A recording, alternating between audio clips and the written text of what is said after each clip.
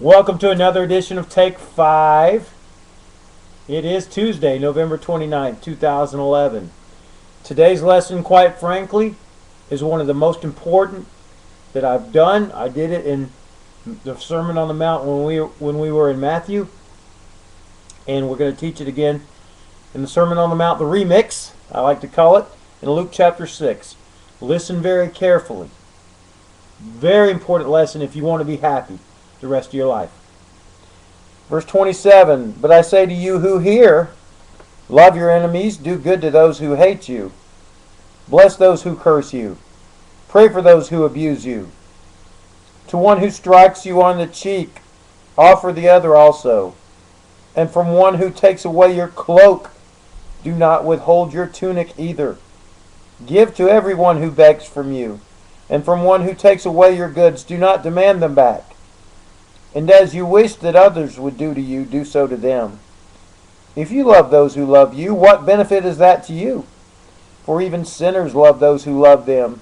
And if you do good to those who do good to you, what benefit is that to you? For even sinners do the same. And if you lend to those from whom you expect to receive, what credit is that to you? Even sinners lend to sinners to get back the same amount.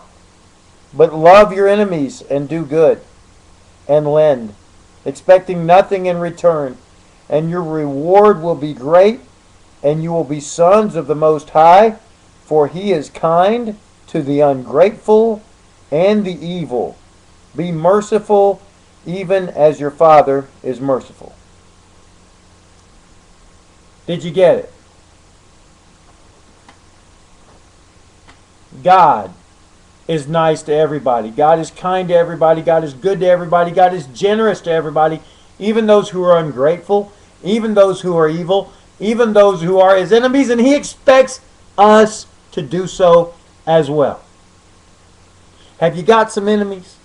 Have you got some people you have some attitudes toward? Have you got some people who've done you wrong, who've mistreated you, who've stabbed you in the back, who've forsaken you, abandoned you?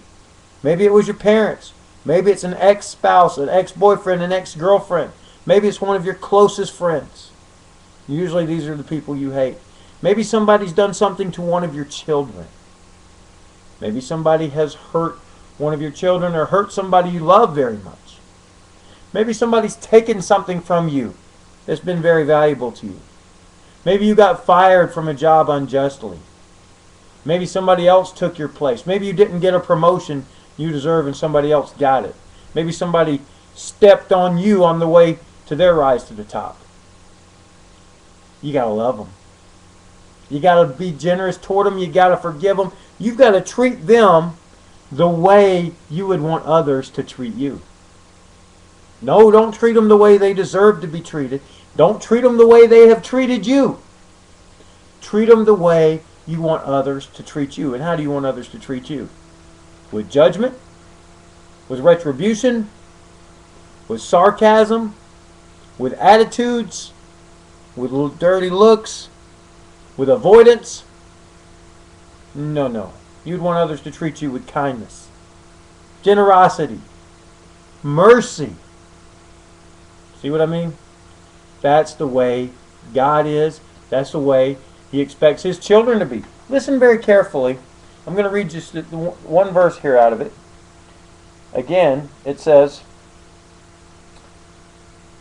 "Love your enemies and do good and lend, expecting nothing in return, and your reward will be great, and you will be sons of the Most High, for He is kind to the ungrateful and the evil." That's verse 35.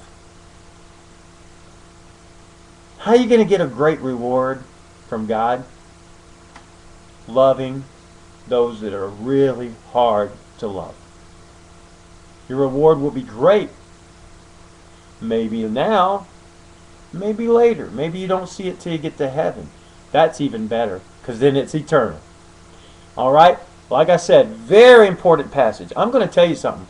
When you rise above hate, you're a lot happier. The person you're really hurting when you hate is yourself. So, let's rise above hate, and let's love everybody. And we took exactly 5 minutes, and you come back tomorrow.